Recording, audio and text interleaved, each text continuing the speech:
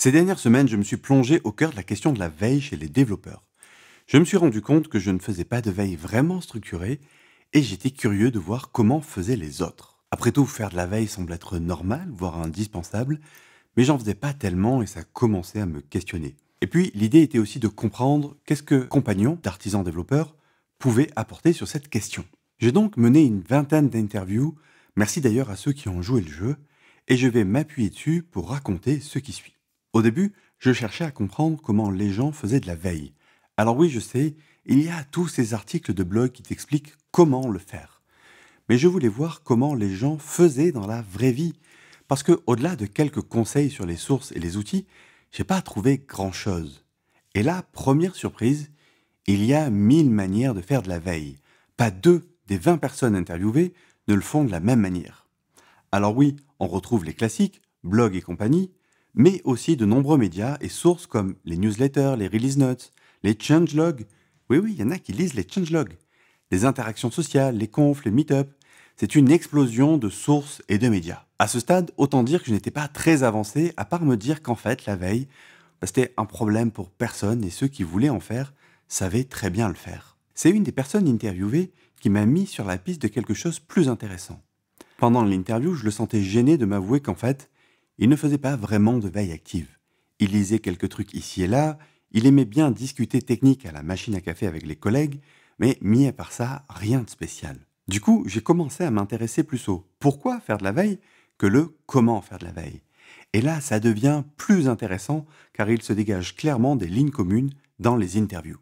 La motivation première à faire de la veille tourne autour de l'employabilité au sens large, que ce soit pour briguer un nouveau poste, prouver son expertise à un prospect, convaincre un client ou tout simplement se mettre à niveau dans son job. L'idée est d'être à la pointe de ce qui se fait. On a donc un premier élément de réponse. Faut-il faire de la veille ? Ça dépend. Si tu es dans un taf tranquille qui bouge pas trop et que tu es bien là où tu es, pas forcément, et c'est pas grave en fait. Après, il y a une autre raison qui pousse les gens à faire de la veille, le plaisir. Le plaisir de découvrir quelque chose de nouveau, de se tenir au courant. Quand je parlais d'un dev qui lisait les changelogs, je sentais le mec à fond dans son truc. Il kiffait un framework et depuis 2 ans, suivait à la loupe toutes les sorties de version. Et il aimait ça. Alors voilà qui apporte un autre élément de réponse. Faire de la veille te permet de trouver ou retrouver du plaisir dans ton taf.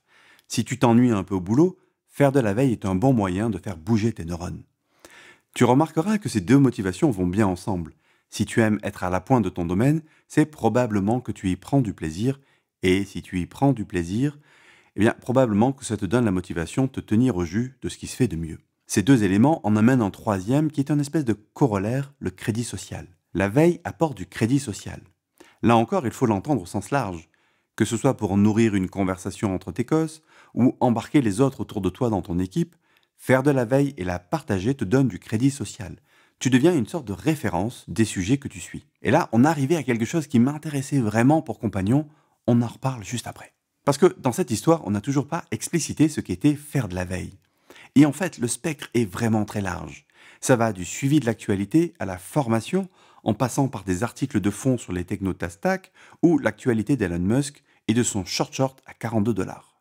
Le mec définit le prix de son produit en fonction de son cours de bourse. Non, sérieux, c'est drôle quoi. Et là, il y a vraiment à boire et à manger, et finalement, ce qui est consistant, ce n'est pas tant le contenu que l'objectif.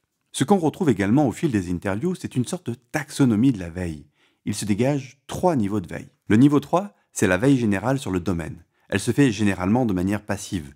C'est là que tu suis l'actualité du métier, de ton secteur d'activité, ou encore les sujets périphériques qui te plaisent. C'est souvent fait en plus d'autres choses. Par exemple, tu peux écouter un podcast tout en jardinant ou en conduisant. C'est typiquement le niveau d'écoute que les gens vont avoir avec le podcast Artisan Développeur et plus généralement avec les sources qui s'accommodent de l'audio pur. Ensuite, il y a le niveau 2. C'est tout ce qui concerne ta stack de travail. Si ta stack de base tourne sur du Node plus Vue, tu vas typiquement regarder de près ce qu'il s'y passe. Si tu aimes le craft, tu vas suivre les tendances, te nourrir des mots-clés que tu trouveras pour aller creuser ensuite, comme par exemple DDD, CQRS. On est sur une écoute plus active mais qui reste légère.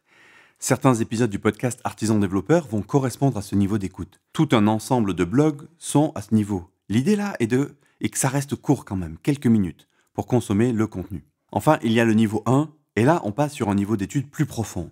C'est le moment où tu vas étudier plus en profondeur et tester des choses. Par exemple, il se passe quoi si tu mets à jour ton framework cœur? Tiens, une nouvelle version majeure d'un outil que tu avais dans ton radar sort? Parfait. C'est l'occasion de faire un prototype de to-do list ou de CRM basique. Ce qui est bien avec le CRM, c'est le cas d'usage reste simple et tu peux aborder plein de choses comme la gestion des relations entre objets tout en ramifiant les cas d'usage au besoin. On est là sur un niveau qui demande plus d'engagement et un travail actif. On ne fait rien d'autre pendant ce temps et le cerveau est comme une éponge. C'est typiquement le niveau des formations, des livres ou encore de certains articles de blog bien pointus et denses. Alors revenons-en à ce fameux crédit social.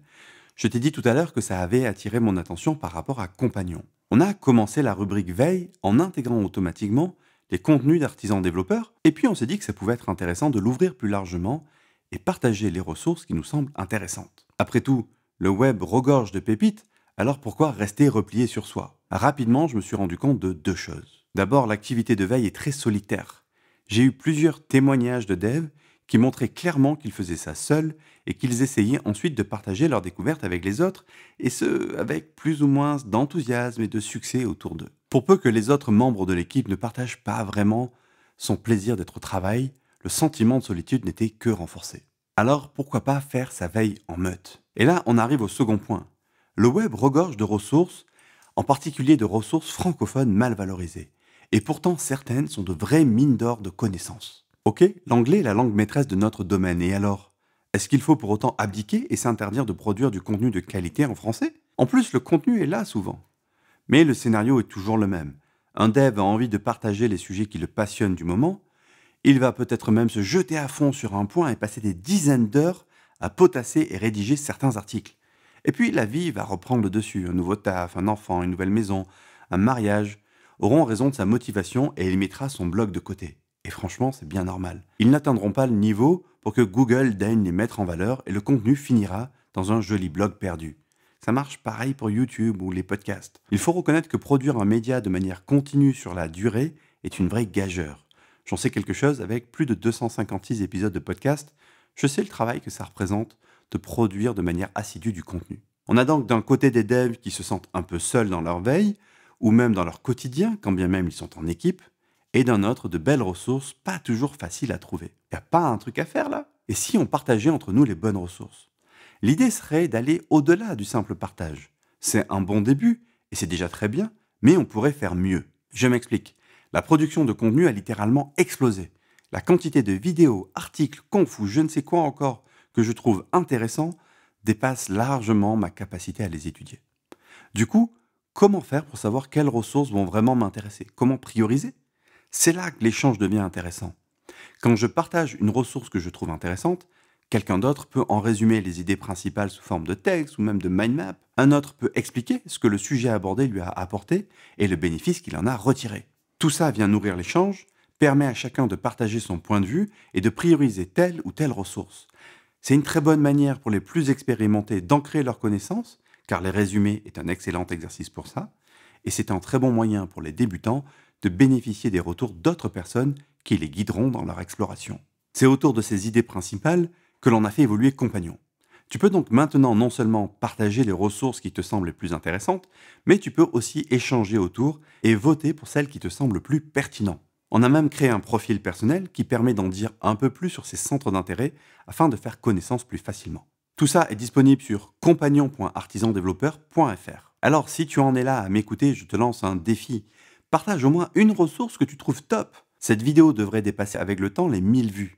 Si même 20% des gens qui vont arriver là partagent ne serait-ce qu'une bonne ressource, ça permettra de dynamiser la communauté et nourrir une boucle vertueuse. Bien sûr, je suis à l'affût de ton feedback.